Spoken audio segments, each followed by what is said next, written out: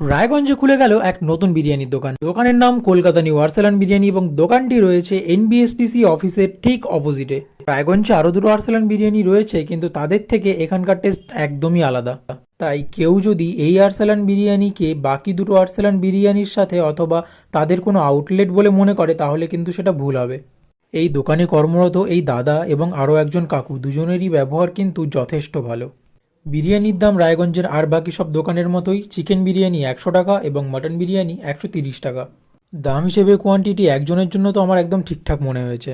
চিকেনটা ছিল যথেষ্ট নরম। এর কথা যদি বলি তাহলে হাজি বিরিয়ানির সাথে অনেকটা সিমিলারিটি রয়েছে, কিন্তু অতটাও ড্রাই নয়, একটু মাখা মাখা।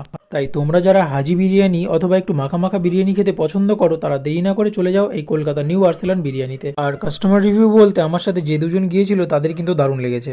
তাই তোমরাও যাও এবং খেয়ে জানাও আমার কমেন্ট বক্সে কেমন লাগলো। ভিডিও ভালো লেগে থাকলে চ্যানেলটাকে সাবস্ক্রাইব আর পেজটাকে ফলো করো।